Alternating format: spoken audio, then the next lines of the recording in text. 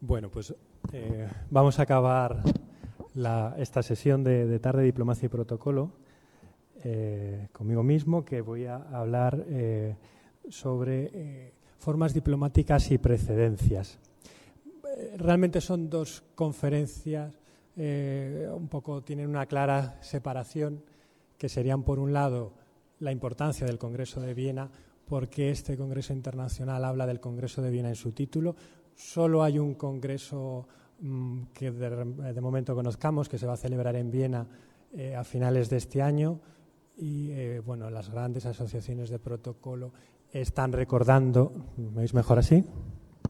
Vale.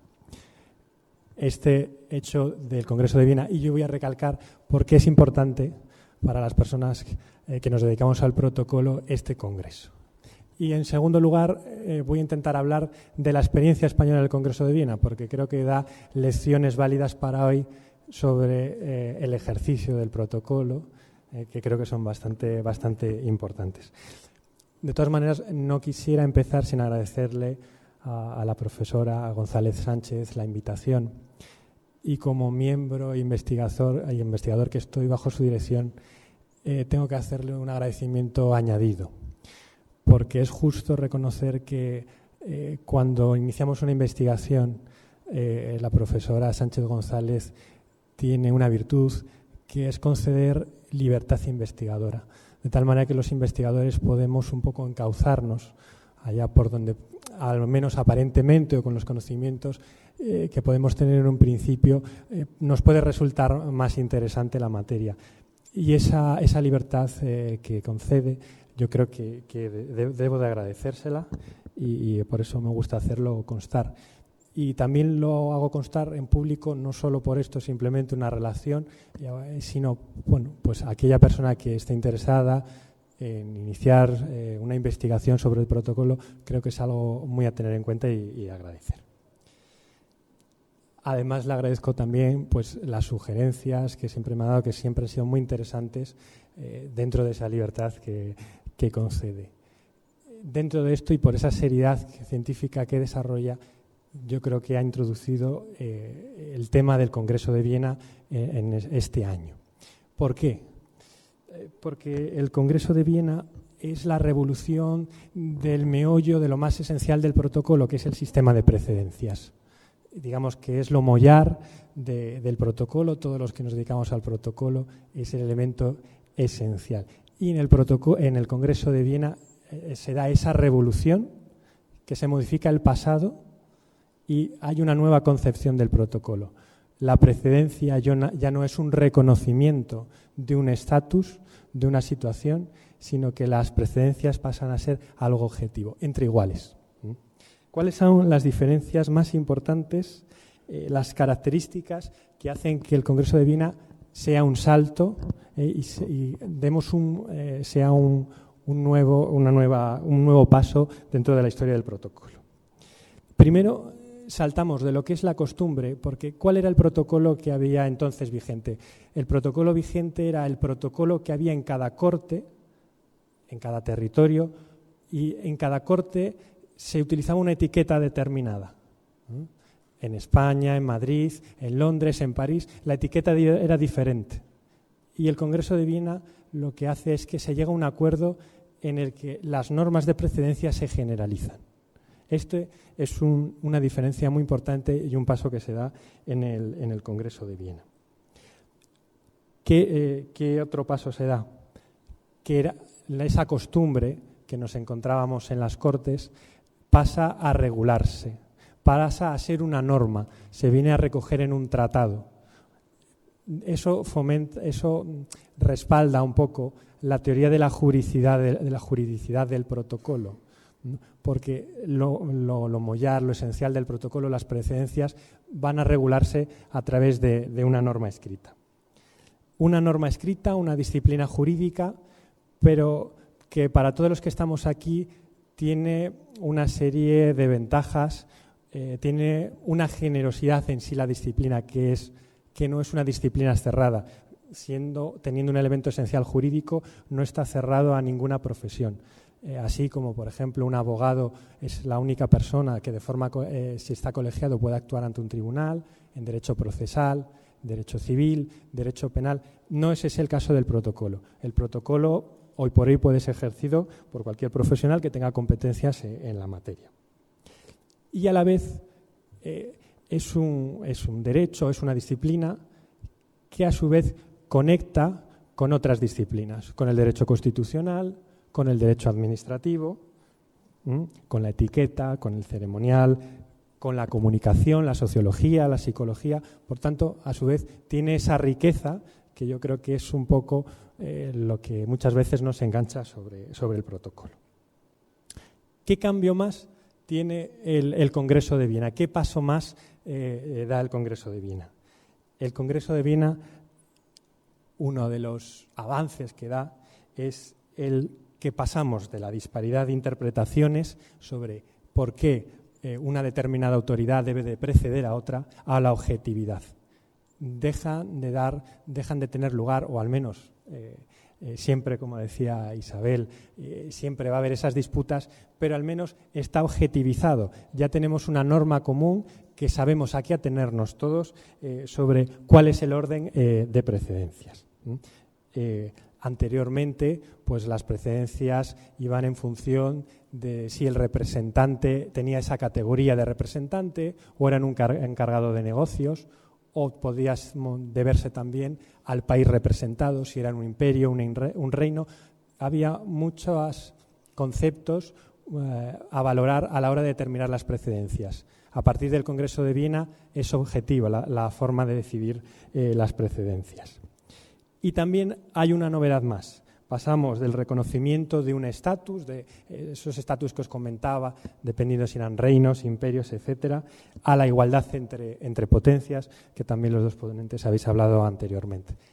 Entre iguales, a la misma categoría, todos los miembros, todos los sujetos son iguales. Por tanto, esas tres características, el salto de la costumbre, que viene implícita con la juridicidad del protocolo, de la disparidad de interpretaciones a la objetividad y del reconocimiento de estatus sujetos a la interpretación según los intereses que pudiera haber, a la igualdad entre potencias. Son cambios muy importantes como para no tenerlos en cuenta. En definitiva, el Congreso de Viena es una revolución que da un paso y supera una historia y que va a sentar las bases de la concepción actual de las precedencias, que significa no dar un reconocimiento a un estatus, sino que simplemente el reconocimiento de entre iguales. Hasta aquí la parte que correspondería un poco conceptualmente a lo que es el Congreso de Viena. ¿Cuál es el papel que España juega en el Congreso de Viena?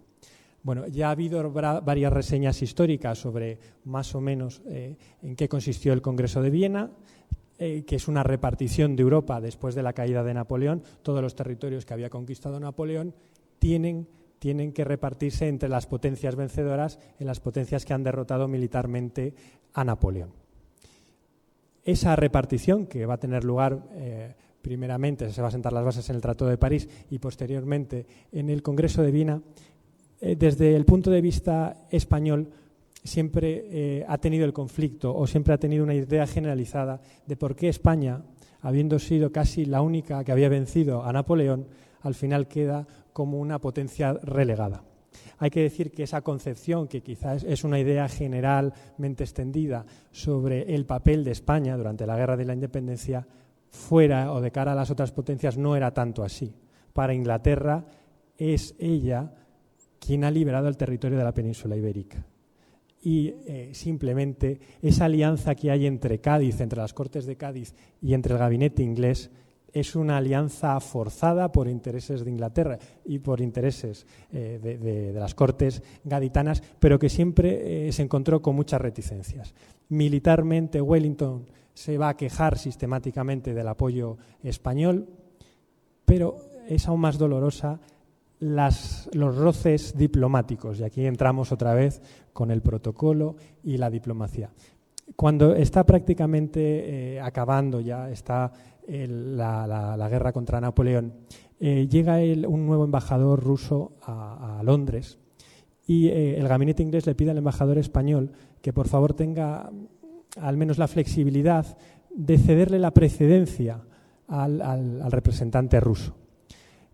El embajador español, que era Fernando Núñez, en ese momento no puede, por esos problemas de comunicaciones, no puede en ese momento contactar con Cádiz, y él voluntariamente adopta una solución que es, bueno, pues efectivamente hay que dar una solución, estamos 3 aliados y me parece bien cederle la precedencia a Rusia, pero como tengo ese reconocimiento y la etiqueta y la costumbre de Londres es que España tiene precedencia sobre Rusia, por esa generosidad y esa flexibilidad que muchas veces, como también habéis comentado, que exige el protocolo, llegan al acuerdo de que alternativamente será Rusia y luego España, Rusia, se van a alternar en cuanto a las precedencias. El embajador español le envía una carta al secretario de Estado español en Cádiz, y la respuesta del secretario de Estado es que de ninguna manera España puede ceder la precedencia a Rusia porque es atentar contra la dignidad, contra un derecho reconocido a España en la etiqueta de Londres, y es faltar a la dignidad. Le dice el secretario de Estado al embajador que usted no puede disponer lo que no le corresponde, y si la dignidad que tiene el embajador español no le corresponde a usted, y por tanto no puede hacer modificaciones en esa etiqueta, en las precedencias establecidas ya en Londres. Hay que decir que ese secretario de Estado era labrador, que ahora vamos a hablar de él, el famoso diplomático español que va a formar parte de las negociaciones de Viena, y como consecuencia de este conflicto diplomático que va a dañar muy seriamente las relaciones de esa alianza entre Cádiz y Londres, finalmente la regencia decide destituir al labrador. Por tanto, es un conflicto serio que va a afectar de forma muy importante a las relaciones entre los países. Bueno, pues acaba la Guerra de la Independencia, Wellington pasa por España, pasa por Madrid, se reúne con Fernando VII, que acaba de regresar, y en la reunión que tiene en el Palacio Real se encuentra con Labrador. Y dice lo que tenéis escrito: es la peor cabeza con la que me he encontrado jamás. Esto lo podéis ver en sus memorias, creo que ahí no se ve muy bien, pero bueno, son unas memorias que están abiertas en cualquier repositorio, os podéis encontrar esa cita. Dice exactamente eso: es la peor cabeza con la que me he encontrado jamás. ¿Qué había hecho Labrador hasta entonces? Labrador había sido un diplomático, es un diplomático profesional, que había estado en Italia primeramente, y cuando llega la invasión francesa acompaña a Fernando VII a Bayona. Y en esas negociaciones que hay en Bayona, en las que Napoleón va a retirar la corona, va a abrogarse con los derechos de la monarquía española, los diplomáticos, el consejo de Fernando VII, dice, bueno, ya veis, ahí va Labrador, que le va a decir 4 cosas a Napoleón, más o menos, ¿no? Las palabras, el engolamiento de los discursos, al final no hicieron nada contra la realidad de los hechos, que era una invasión militar ante la que España no tenía nada que hacer y Francia sí. Para que veáis un poco cuáles son un poco la personalidad de este diplomático, yo creo que no se ve muy bien, no sé si alcanzáis a leerlo. Os voy a leer un poco las cartas que Labrador mandaba a Madrid al secretario de Estado sobre cuáles eran sus negociaciones, sus relaciones con los diplomáticos, con los agentes representados primero en París, porque como ya se ha dicho, primero el Congreso de Viena sienta sus bases en París. Dice: hoy tenemos comida en el Ministerio de Negocios Extranjeros, no sé si sucederá lo que antes de ayer en otro convite, en el que éramos como 30 personas y no se bebió más vaso de agua que uno que pedí yo, con gran escándalo de todos mis cofrades. Dice. Y aturdimiento de los que servían a la mesa, que pretendían echarme al agua en una pequeña copa de las que sirven para los vinos generosos. Aquí, ¿qué es lo que vemos? Pues vemos un choque cultural aquí no estamos hablando de precedencias, pero si el protocolo está para favorecer las relaciones entre representantes, que es la forma, lo básico, tiene que haber un fondo por detrás, tiene que haber una armonía de las relaciones. Bueno, pues aquí vemos una personalidad que impedía radicalmente esas relaciones, no había esas relaciones. Otra carta que escribe también desde París en junio, hace casi 200 años hoy, dice: Benavento es Talleyrand. Que Talleyrand también, pues habéis hablado de él y no voy a incidir más en esta personalidad muy importante. Dice: Benavento y su mujer saludan a usted. A usted era el duque de San Carlos, porque el duque de San Carlos había estado en Francia con Fernando VII y había tenido mucha relación con este matrimonio. Y dice: no sé si enviarán una carta de lo que hablaba ayer que comí con ellos. Dice: estaba en descubierto con la princesa, cuya tertulia nocturna empieza a medianoche. Dice: y aún el príncipe, de Talleyrand habla, dice, no se le ve hasta la 1 o 2 de la madrugada. Ahora bien, dice, de resultas de su viaje contrajo la mala costumbre de despertarme, habla del viaje de Labrador, ¿no?, a las 3 de la mañana y dormirme a las 9 de la noche. De tal manera que con quien tenía que negociar Labrador no negociaba, ni siquiera lo veía, porque él se caía de sueño. Bueno, son curiosidades. Una más. Bueno, en esta carta, Talleyrand era cojo, y cuando le escribe al duque de San Carlos, le dice: por desgracia va a Viena el tal cojo. Fijaros luego el papel que jugaría Talleyrand en Viena, pues así lo relata Labrador. Y esta es genial. Dice, esta ya está en Viena, está ya en negociaciones con las diferentes potencias, con los diferentes representantes, y dice: en los 4 días que llevo en Viena no me veo libre de presentaciones, cumplidos y visitas. Bueno, esto para él era un agobio cuando era realmente su trabajo, ¿no? Y dice: por otra parte, debo de tener cara de tía.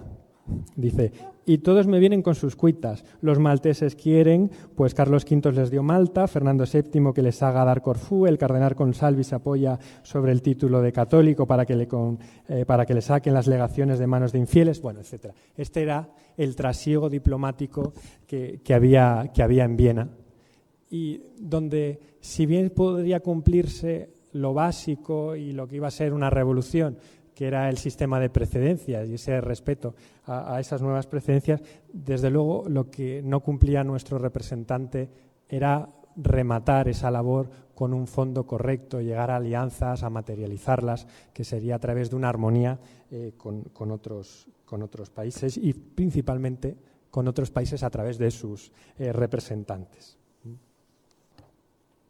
¿Qué es, en definitiva, lo que hizo Labrador y que son posibles errores que podemos cometer siempre en el protocolo?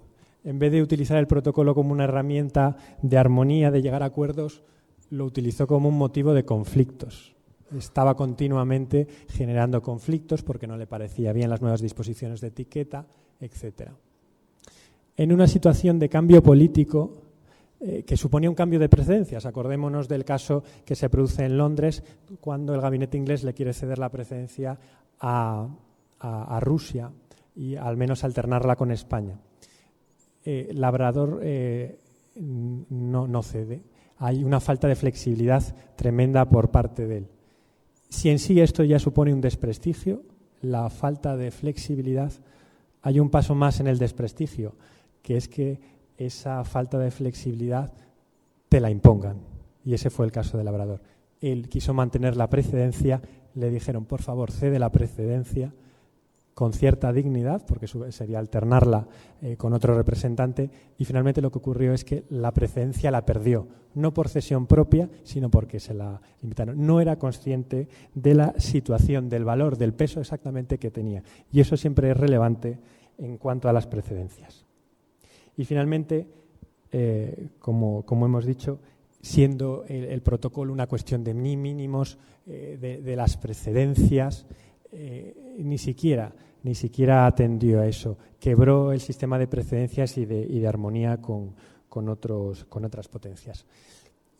Para quien estudiamos el protocolo, Desde luego el Congreso de Viena es un hito histórico porque supone una revolución en cuanto a las procedencias, en cuanto a la concepción. Ya no es un reconocimiento de estatus, se reconocen todas las potencias por igual y simplemente es un sistema de ordenación, como muy bien decía Olga en las sesiones anteriores.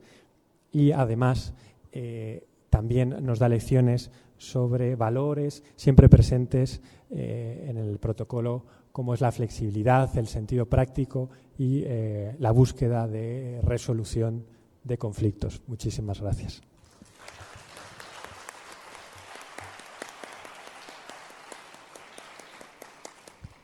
Bueno, tenemos un problema logístico que es que nos cierra la cafetería a las 6. Entonces, yo creo que es casi más flexible que pasemos a la cafetería o los servicios si lo veis conveniente, y no os quiero robar ese tiempo en el turno de preguntas. Luego, si posteriormente tenéis alguna, las podemos transponer más adelante, ¿eh?